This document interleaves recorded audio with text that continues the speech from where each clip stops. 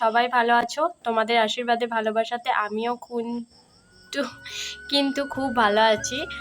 তো আজকের ব্লগটা শুরু করছি আমি সন্ধ্যে থেকে।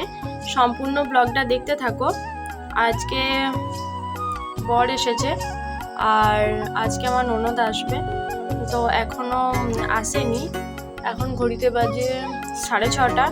তো ওরা আসবে, দাদার কিছু কাজ আছে, কাজগুলো মিটিয়ে আসবে। আর দাদা বলছি আমার ননদের বরকে, নন্দাইকে, কারণ বিয়ের পর থেকেই আমি ওকে দাদা বলেই ডাকি। আমার থেকে যেহেতু বড়, সেই জন্য ওকে দাদা বলেই ডাকি। ক্যামেরাটা একবার অফ করে দিয়েছিলাম কারণ বাপি ফোন করেছিল। তো যাই হোক, কী বলছিলাম, তো ওকে আমি বিয়ের পর থেকেই দাদা বলি। আর ওরও বোন নেই, সেই জন্য ওকে আমি ভাইফোঁটা দিই। ও আমাকে বোনের মতনই ভাবে। আর তোমরা একটা জিনিস দেখো, এই কানেরটা দেখো, এটা হচ্ছে ছুঁচুতো কানেরটা আমি কি করেছি দেখো, এই ওপর কানটা আমার ফোঁড়া আছে, তো সেই জন্য আমি এই ছুঁচুতো কানেরটা এইদিকে এই ফুটোটা দিয়ে গলিয়ে এই ফুটোটা ঢুকিয়ে দিয়েছি। কেমন হয়েছে বলো, নতুন স্টাইলের কানের পরেছি। আর ছুঁচুতো কানেরটা কি জানো তো, এইখান থেকে এতটা পর্যন্ত ঝুলছিল, এখানটা এখন সুসু করছে। সবসময় মনে হচ্ছে পিঁপড়ে চলছে, নয় ক্যান্ডারি চলছে। আমার তো ক্যান্ডারিকে খুব ভয় লাগে। ক্যান্ডারি বলতে কেন্ন, আমাদের এখানে সবাই ক্যান্ডারি বলে, কেউ কাইকোটারি বলে অনেক জায়গায়। তো ব্লগটা শেষ পর্যন্ত দেখতে থেকো।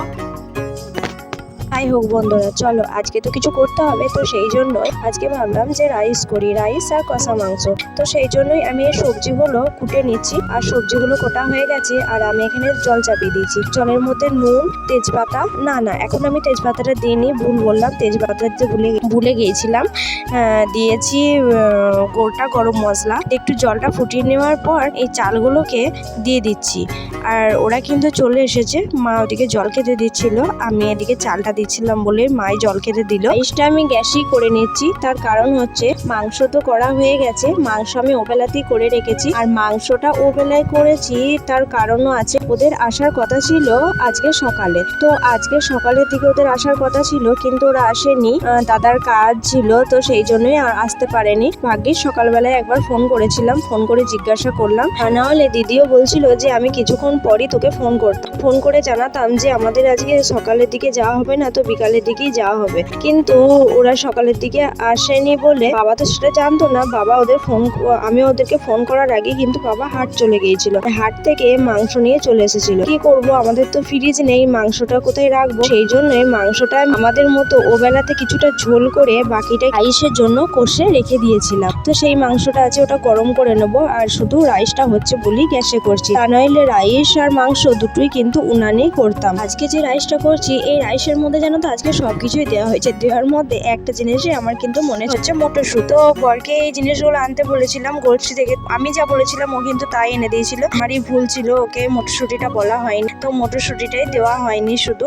আর তারপর ননদ আমাকে কিন্তু সাহায্য করতে চলে এলো, ও তেজপাতা দিয়ে দিচ্ছিল আর আমি লেয়ারগুলো তৈরি করে দিচ্ছিলাম। তো যাই হোক, তারপরে ও বললো দিয়ে আমি দিয়ে দিচ্ছি। তারপরে ও আমার কাছ থেকে নিয়ে আমি এদিকে মাংসটা গরম করতে চাপিয়ে দিই। তো শেষের পর্যায়ে চলে এসেছি, যখন হয়ে যাবে একবারে খেয়ে দিয়ে সবাই শুয়ে পড়বো। আর এখন ঘড়িতে বাজে 9:30। তো তাড়াতাড়ি করে, ওদের কিন্তু আসতেও দেরি হয়ে গেছে, ওরা কিন্তু এসেছে 8টার সময় এসেছে, তার জন্য আর কোনো জল খেতে দেওয়ার পর কিন্তু আর মুড়ি খাইনি। খাওয়া দাওয়া করে সবাই বিশ্রাম নেবে। বাস, তোমাদের সাথে তো অনেকক্ষণ ধরেই বকর হলো, তো চলো তোমাদেরকে ইন্ট্রোটা দিই। হ্যালো এভরিওয়ান, কেমন আছো? আশা করছি সবাই ভালো আছো। তোমাদের আশীর্বাদে ভালোবাসাতে আমিও কিন্তু অনেকটাই ভালো আছি। তো আমি অর্পিতা, আমার সংসারে কি হয় না হয় ডেলি ব্লগ দেওয়ার চেষ্টা করি, কিন্তু ডেলি ব্লগ আমার হয়ে ওঠে না। যেদিনে আমি টাইম পাই সেদিনে কিন্তু অবশ্যই তোমাদের জন্য ব্লগটা আমি করে থাকি। শুধু আমার ভিডিওটা দেখলেও হবে, ভিডিও শেষে মনেও রাখতে হবে প্লিজ সাবস্ক্রাইব করে দিয়ে যেও। যে এখন আমার ভিডিওটা দেখছো, দিদি, আমার ভাই বোন যারাই দেখছো না কেন, একটা সাবস্ক্রাইব করে দিয়ে যেও আমার নতুন আরো ভিডিও পাওয়ার জন্য। তো যাই হোক, অনেক কথা হলো, তো তোমাদের সাথে এরপরে আবার একটা কথাতে আসি, খাওয়া দাওয়ার বিষয় নিয়ে। তো এই যে রাইস খেতে তোমাদের কার ভালো লাগে? আমার কিন্তু ভালো লাগে, আর আমার ভালো লাগে বলেই কিন্তু আমি কথাটা তুললাম। রাইস, মাংস, রাইসের সাথে যাই হবে তাই ভালো, মানে আলুর দম, কষা মাংস, এগুলো সব ঠিকঠাকই আছে। বিরিয়ানি তো কোনো বলার বিষয় নাই। আসলে বর আজকে 1.5 কেজির মতো চাল এনেছিল, তো আমি 1 কেজি 250 চাল করেছি, আর 250 চাল আছে। তো সেটাই ভেবেছি যেদিনে আবার বর আসবে সেদিনে কিন্তু বিরিয়ানি করব। অল্প পরিমাণ চাল নিয়েই করব, দেখবো কেমন হয়, ফার্স্ট টাইম কিন্তু। আর আমাদের বাড়িতে মাছ, মাংস, ডিম হয়। আমার শ্বশুর বাড়িতে, বাপের বাড়িতে কিন্তু হয় না। যারা আমার প্রথম থেকে ভিডিও জানো যে হয়। তারপর মনাকে খেতে দিয়ে দিয়েছিলাম, মনার খুব ঘুম আসছিল।